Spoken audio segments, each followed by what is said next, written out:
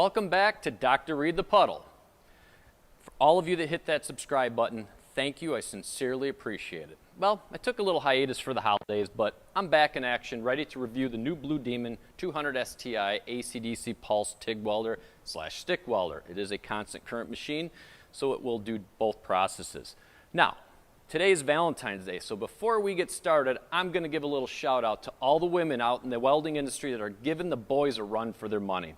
Welding is one of those industries where there's really no pay disparity between the male and females. A female welder can earn just as her male counterpart, if not more, because women have a natural finesse that men tend to lack sometimes, and they can lay some really awesome beads.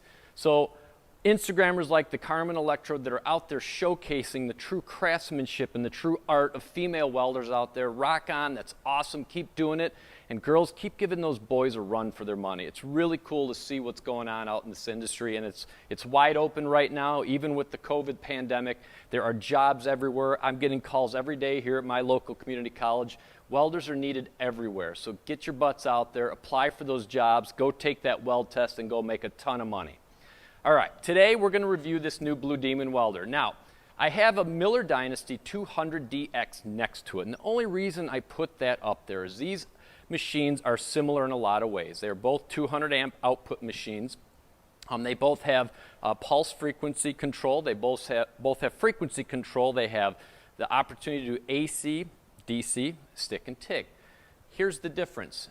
A comparable Miller machine is going to run you anywhere from $3,500 to $4,000. Now, for the entry-level welder, doesn't even really know if they want to be into this trade, that's a lot of money. The Blue Demon STI 200 amp machine is going to run you between $1,000 and $1,100, and it comes with all the bells and whistles, everything you need to get started. And it will do 110 volts all the way up to 240 volts single phase, and it gives you a lot of bang for your buck. There's a lot of technology in this machine, and I've kind of just looked over it. I have not welded with it yet. So what you're going to watch me do will be the first time I've ever actually used this machine. So it's really a neat machine for the money. So let's kind of go over the front of the machine, kind of go over some of the bells and whistles on it, and then we'll run some arcs with it and see what you think. So hang tight. Okay, you can see we got the machine turned on. There's a little bit of flickering on the buttons. That's pretty common with these cell phones and the digital readouts. So right away, we've got that nice plastic cover here. Back in the day, I thought that's just one more thing that can break, but with these inverter machines, all the sensitive buttons here, they tend to get boogered up with, grinding abrasive, MIG spatter. So this little bit of plastic actually is a fantastic idea to keep the inside clean, keep it from messing up the front of your machine. And what's kind of cool about this, kind of like the hood of your car, you got it stays up, it doesn't fall on your fingers. So right off the bat, you can see that first switch there is a gas purge button. This is a great idea. You just hooked up your torch, just turn on your regulator and your cylinder, and that gas may not be out to the torch. You can hit that, and it does purge that gas out to the torch, and that's great, so you don't end up smoking your tungsten. All right, so we can see our AC wave signs. It looks like we have a standard square wave there. That looks like a standard sine wave, like you would find on some of your first TIG welders. That's not used as much anymore. It looks like a trapezoidal sine wave there, and it looks like a triangular sine wave on the bottom. And those, again, triangular would be kind of for thinner material if you're really doing thin gauged aluminum. We have some settings here. We have a hot start option for doing stick, and that's going to give you a nice quick burst of energy to get those bigger electrodes started. We have arc force, and if you want to think of arc force is like putting a nozzle on a fire hose. The higher the number, the arc force, you're gonna get a good strike on that arc, and you may get a little more spatter. The lower the numbers, you may get a less easy time striking the arc, but you'll get less spatter on there. So again, it's just kind of more refinement there. And then your standard current button, and you can see that on AC. Let's try AC here. Standard AC, we have maximum output in the triangular wave of 200 amps, and that's probably going to change as we go through the different amperages here, but it looks like it stays pretty much the same. Let's see. Yeah, so we got 200 amp output on all these, which is great. So yeah, so it gets you that true 200 amps. Let's go down the DC TIG, and that usually always will give you that 200 amp output. So that's giving you a full 200 amps on your machine here, which is really fantastic. Love it. All right, we do have a memory control. If you're welding, you know, a bunch of different projects, you know, you can set those settings in there so you don't have to go through them. And let's see how many we have here. Looks like we have 9, which is cool. So you have 9 different preset memories, just like in your car. So if you're going from thin gauge stainless, you're only welding like 30 amps all the way up to thicker gauge aluminum, and that's going to be 180 amps. You can set those in there with all these presets as well. So again, AC, let's go AC pulse TIG, regular standard AC TIG. We got your DC pulse TIG and DC standard straight polarity TIG. So that goes down there. Your 2T mode is just a common foot pedal or thumb control with a rheostat in it. Your 4T, most manual welders will not use 4T as much. That's going to be for your longer welds where you hit that foot pedal, it upslopes to a welding amperage, and you hit it again, it downslopes, and then it'll finish off that amperage and crater fill and fill that puddle. So most guys don't use the 4T, but it's an option if you have it. And then your spot welder, if you're doing body panels, you can set a spot mode. You would need a different cup on your TIG torch. The spot TIG torch cups have little slots to allow the argon to escape out. So one of these wouldn't work for that, but you still could use it if you had to, but usually you get a different shielding cup for that. Okay, let's go through some of the presets here. Looks like we have a pre-gas flow, so it looks like it's set to 0.1 second, and I always just hit the foot pedal. It's kind of a poor man pre-flow there. So your startup amperage, it goes down to a minimum of 5 amps, and it looks like you can probably get it pretty high. If you're welding thicker material and you don't need that lower amperage at the start, and you want to go right to 40 amps, that would give you that. And the upslope, these are going to be more in your 4T modes here. So if I was welding the 4T option, most of that stuff will play into there. So your peak amperage, you know, and again, some of these won't be used unless you're on your pulsar over here. So these 2 pulse modes would adjust some of these here. So this again would be for 4T. So your finished amperage again, that'd be 4T. And then your post flow timer, I always say about 10% of your maximum amperage. You know, so if you're welding 150 amps, you want to go about 15 seconds to keep that tungsten cooled with argon, as well as your weld puddle cooled with argon as well. So it looks like a lot of pretty cool adjustment there. So let's go back to AC TIG and see our balance control. So it gives us up to a 50%. So the actual time spent in the positive, 50%, time spent in the negatives, 50%. Then your pulse frequency, let's see how high that'll go just for fun. So that's going to give you how many times it switches from positive to negative in a second. So it's going to pulse 250 pulses per second, and that's one heck of a buzzing sound. When I mean buzzing, you'll hear 250 pulse frequency per second as a really loud buzzing sound, and that's a neat option. But I would say maybe 150 just to kind of toy around with it today.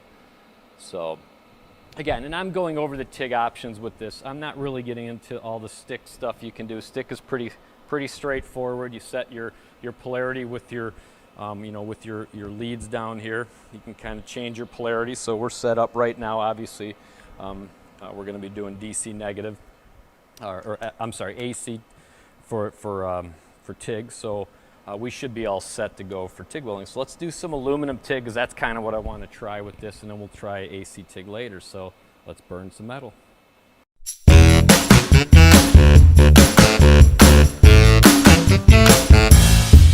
Okay, our first weld with the Blue Demon 200 STI. I have the frequency set to 150. This is the standard square wave, and our balance at 25%. So let's give her a shot. Nice start. Good clean puddle. Very nice, wow. And I do have the crater fill on to 1.5 seconds, so when I stop, I'll let off the foot pedal and just let that arc sort of time out. And that, you know, a little bit of a crater there. Another 0.5 seconds, we probably could have filled that up. So all in all, pretty stinking nice. You can see good clean puddle, a little bit of a crater at the end. That's something we can adjust on the machine to fill that crater in. But so far, so good. Let's move on to the standard sine wave and see how that one welds.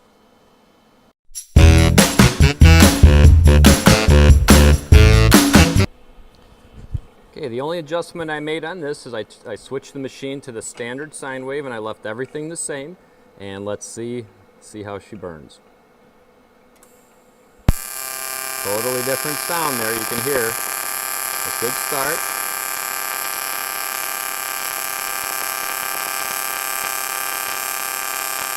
Nice clean puddle, looks very nice. We'll do the same thing at the end, back out slow and see if you can see that timed out nicer with that crater fill. Looks super good. But that's the standard sine wave. You can see the one on the left. Let's move on to the triangular wave pattern.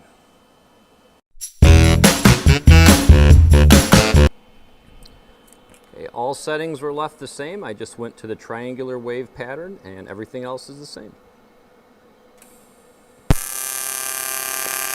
A little different sound than the standard sine wave. You can tell the difference. You can see definitely a lot smaller puddle. Wow, that's super neat. You know, that would help too in those thinner material situations, keeping that penetration down, and that's really a neat option. Different sound too. So you can see with that crater fill on, backed out slowly, did a super nice crater fill on that one. On the left, you can see that puddle is narrower, not as wide.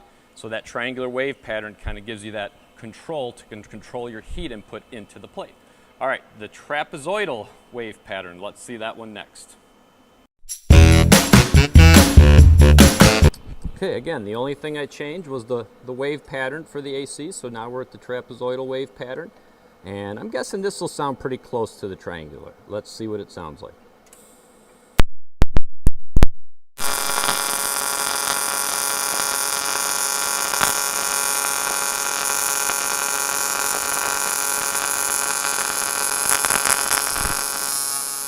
Fill that crater at the end.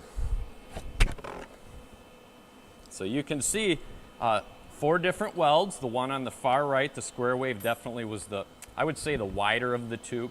And the one on the second to the left is that triangular wave pattern, definitely less heat input. But rock solid AC TIG welds, no problem starting that arc. Good cleaning action, no scum in the puddle. Wow. $1,100, $1,000. This is fantastic for doing aluminum if you had to purchase a machine. So let's move on to some DC TIG.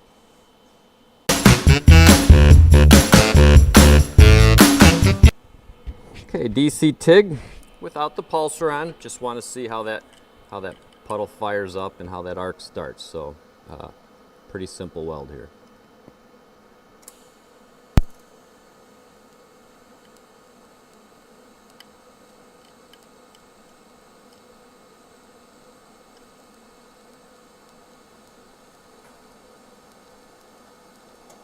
Back out, let that crater fill.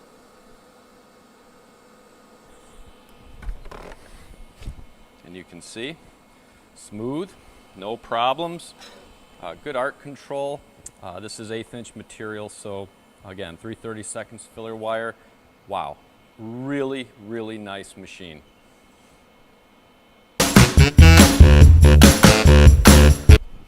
Well, most people will be buying this machine for its TIG welding capabilities. We have to see how it fires off the 7018. So you can see good hot start. I have it set at 60. Wow, very nice smooth arc. An 1/8 inch rod, you know, for a 200 amp machine is definitely doable. And you can see nice and crisp, nice and smooth. No magnetic arc flow, just started that big rod up with no problem. So that hot start option is definitely a neat thing to have on a machine like this. Because sometimes these lower amperage inverters, they do not like firing up these big 1/8 inch rods. So just all around a good stick welder too. So you can see nice consistent pattern there. No problems on that. Wow. So it runs a 7018 beautifully. So that's the Blue Demon 200 STI. You had a chance to see its bells and whistles. You had a chance to see it weld in the AC modes, the different waveforms, and DC negative straight polarity, and we struck that 7018 rod with no problems. This again is one of those machines that It gets you into the field of welding without spending $3,000 or $4,000. It is a fantastic entry-level machine. I would buy one, no problems. I have no problems with the machine. They do offer a great warranty. You know, you get everything you need to get started. So this is a great option. A couple of things I would say. It does weld beautifully, but the foot pedal, again, is, you know, you can tell it's a little chintzy. It works fantastic, but, you know, if it beats up or bounces around the garage, you know, who knows how well it'll hold up. And I could not find in the TIG mode a way to set my amperage on the front panel of the machine.